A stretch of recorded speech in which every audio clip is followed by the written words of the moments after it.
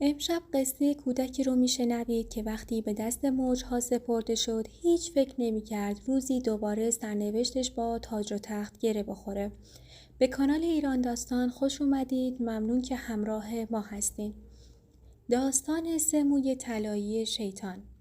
در روزگار قدیم زن فقیری پسری به دنیا آورد. این کودک با کیسه آبی زاده شد.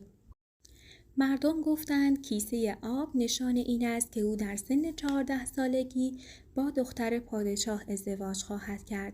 دست بر قضا مدتی نگذشته بود که شاه برای کسب اخبار با لباس مبدل وارد دهکده شد و درباره وقایع جدید پرسجو کرد. به او گفتند اخیراً پسرکی با کیسه آب به دنیا آمده و چنین پسری حتما دست به هر کاری بزند از عهده آن برخواهد آمد و حتی بعضی ها پیش بینی می کنند که در 14 سالگی با دختر پادشاه عروسی خواهد کرد. شاه مردی بدطینت و شرور بود و از شنیدن این خبرها بسیار به خشم آمد. بنابراین خانواده کودک را پیدا کرد و با حالتی دلسوزانه به آنها گفت شما مردمان فقیری هستید و از عهده هزینه‌های این کودک بر نمی آیید. آمده‌ام پیشنهاد کنم تا کودک را به من بسپارید تا او را بزرگ کنم. ابتدا آنها حاضر نشدند کودک خود را به او بسپارند، اما وقتی مرد گفت که حاضر است مقداری سکه طلا در ازای کودک به آنها بپردازد، با خود فکر کردند این بچه خوش اقبال است و به همین خاطر همیشه خوشبخت خواهد بود و بالاخره راضی شدند و کودک را به او دادند. پادشاه کودک را در جعبه‌ای گذاشت و سوار اسب شد و به رودخانه عمیقی رسید و سپس جعبه را در آب انداخت و با خود فکر کرد به این ترتیب دخترم را از شر این مزاحم نجات دادم. جعبه که از چوب بود به زیر آب فرو نرفت و آب هم در داخل آن نفوذ نکرد، بلکه مانند زورقی بر روی آب شناور شد تا به 2 فرسنگی پایتخت رسید و جلوی آسیابی که آنجا بود ایستاد. شاگرد آسیابان جعبه را دید و به خیال اینکه گنجی درون آن است جعبه را از آب بیرون کشید و باز کرد، اما به جای گنج چشمش به کودک زیبا و با نشاطی افتاد. شاگرد آسیابان کودک را نزد آسیابان و همسرش برد. آنها فرزندی نداشتند و از دیدن کودک بسیار خوشحال شدند و گفتند این بچه را خدا برای ما فرستاده است و کودک را با عشق و مهربانی در ناز و نعمت بزرگ کردند. سالها گذشت و پسر به جوانی زیبا تبدیل شد. روزی شاه در میان طوفانی سهمگین گرفتار شد و دست بر قضا به همان آسیاب پناه آورد. چشم شاه که به پسر زیبا افتاد از آسیابان و همسرش سوال کرد آیا این مرد جوان پسر شماست؟ آنها گفتند نه، 14 سال پیش پسری که نزد ما کار میکرد جعبه‌ای از آب گرفت و این پسر که آن زمان نوزادی بیش نبود درون جعبه بود.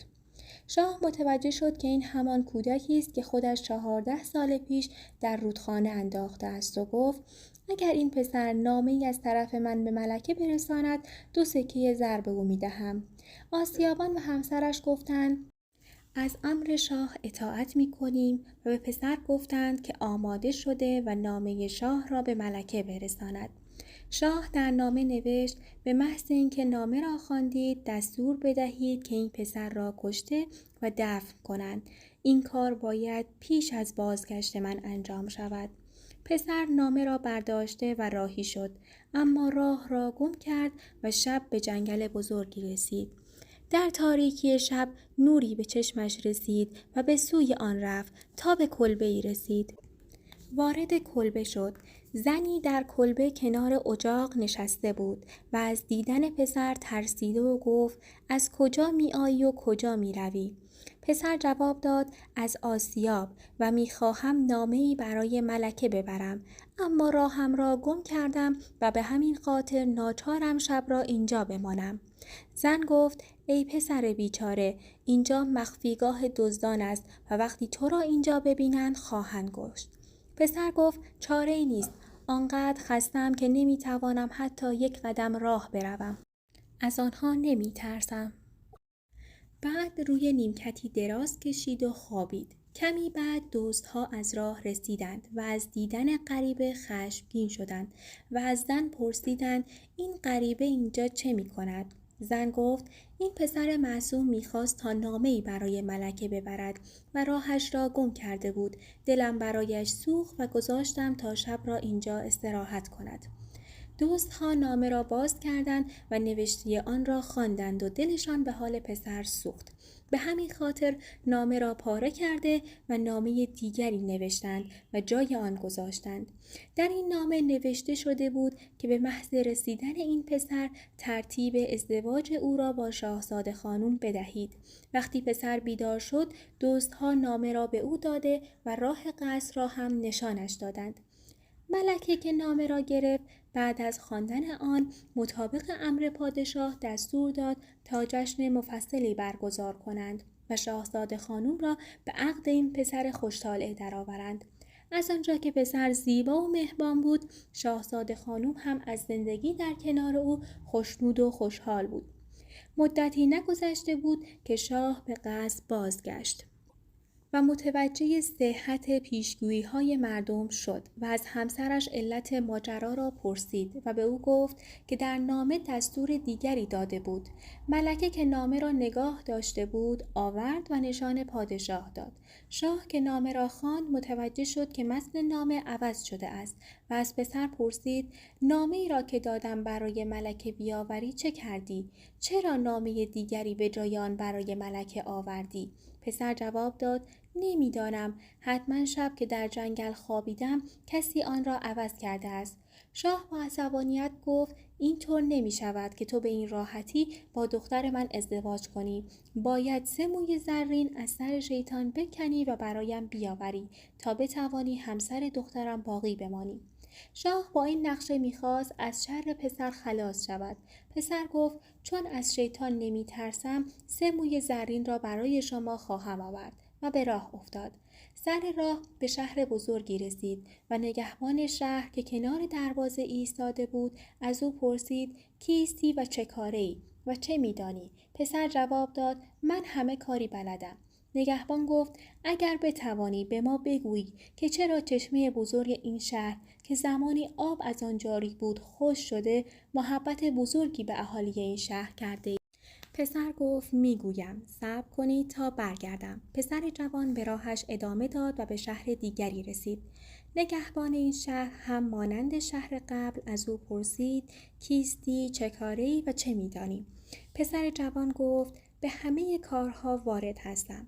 نگهبان گفت پس اگر بتوانی بگویی که چرا درخت بزرگ شهر ما که زمانی سیب‌های طلایی بار می‌داد خشک شده و حتی برگ هم نمی‌دهد محبت بزرگی به اهالی این شهر کرده ای؟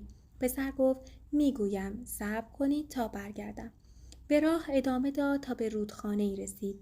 مرد قایقرانی که آنجا بود از او پرسید کیستی و چه کاری؟ پسر جواب داد از هر کاری می‌دانم. قایقران گفت اگر به من بگویی که چرا باید مدام از این سر رود به آن سر بروم و برگردم محبت بزرگی به من کرده ای. پسر جوان گفت میگویم باید صبر کنی تا برگردم. از رود عبور کرد و به ورودی جهنم رسید. جهنم تاریک و پر از دود بود. شیطان هم خانه نبود، اما مادر بزرگ او خانه بود و روی مبل بزرگی نشسته بود و از پسر سوال کرد چه می‌خواهی؟ پیرزن به نظر آنقدرها هم بدجنس نمی آمد. پسر گفت باید 3 مو از سر شیطان بکنم وگرنه همسرم را از من می‌گیرند. پیرزن گفت کار سختی است. اگر شیطان برگردد و تو را ببیند می‌کشدت. ببینم چی کار می‌توانم برایت بکنم چون دلم برایت می‌سوزد.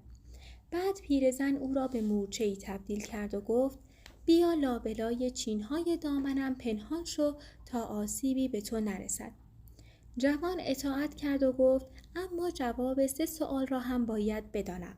اول اینکه چرا چشمه‌ای که پر از آب بود خشک شده و چرا درختی که سیب‌های طلایی میداد خشک شده و برگ هم نمیدهد و چرا مرد قایقران مدام باید از این سر رود به آن سر برود و برگردد.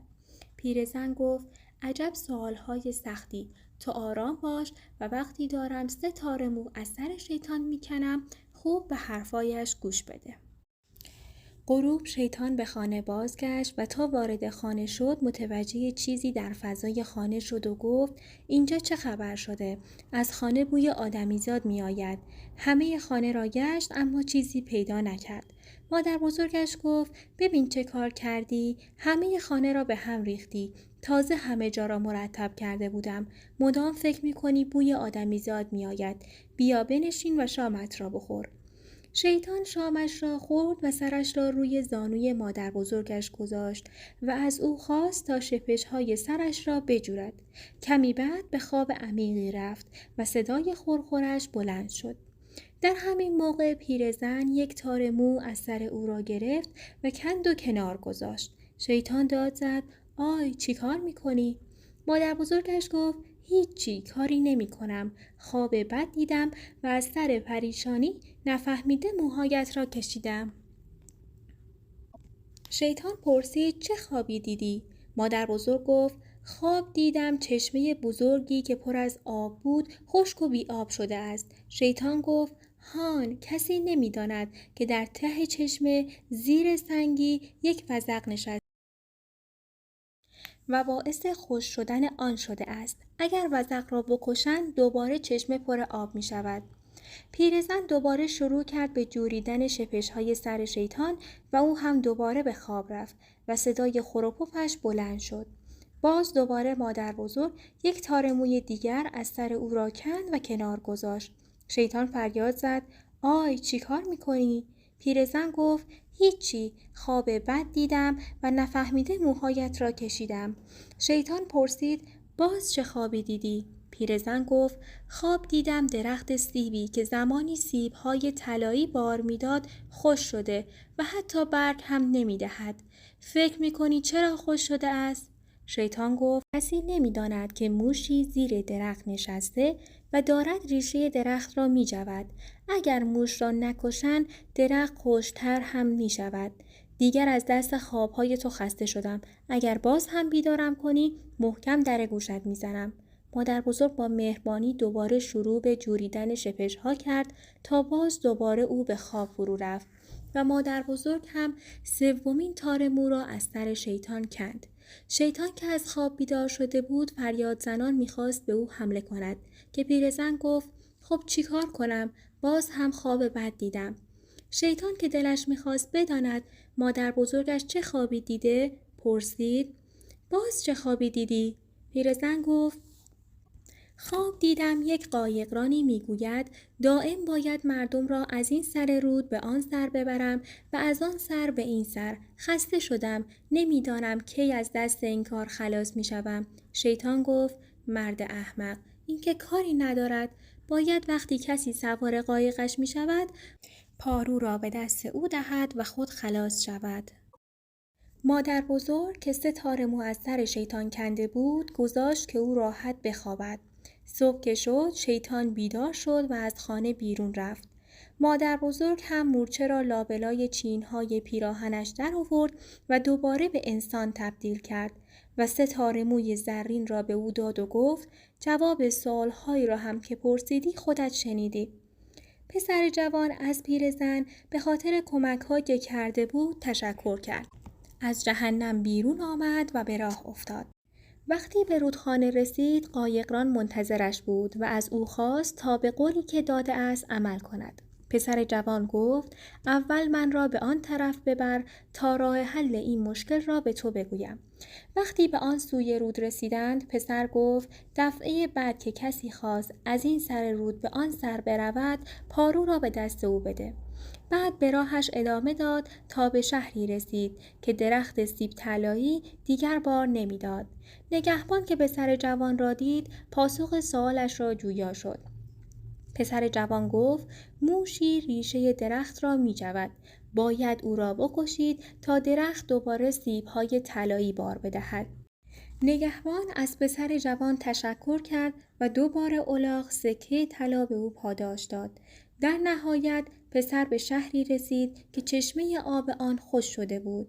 آنجا نیز همانطور که از شیطان شنیده بود به نگهبان شهر گفت زیر سنگی ته چشمه وزغی نشسته، باید آن را پیدا کنید و بکشید تا آب جاری شود. نگهبان شهر تشکر کرد و او نیز 2 بار الاغ سکه طلا به پسر پاداش داد. سرانجام پسر به خانه رسید. همسرش از دیدن او و شنیدن خبرهایی که آورده بود خوشحال شد. پسر 3 مویه زرین طلای شیطان را به پادشاه داد. پادشاه وقتی آن همه سکه طلا را دید خوشحال شد و گفت حالا لایق همسری دخترم هستی و می توانی برای همیشه با او زندگی کنی. بگو ببینم این همه طلا را از کجا آورده ای؟ پسر گفت با قایق از رودخانه‌ای می‌گذشتم که در ساحل آن به جای شن طلا بود. این طلاها را از آنجا آورده‌ام. پادشاه پرسید من هم می‌توانم از آنجا طلا بردارم؟ پسر گفت هر چقدر که بخواهید.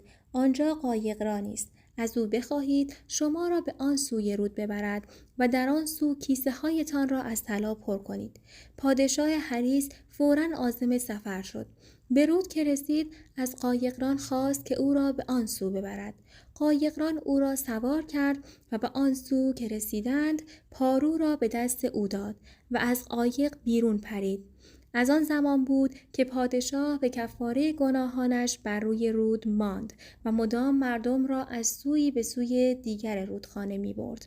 شاید همین حالا هم مشغول همین کار باشد که در این صورت می فهمیم که هنوز پارو را به دست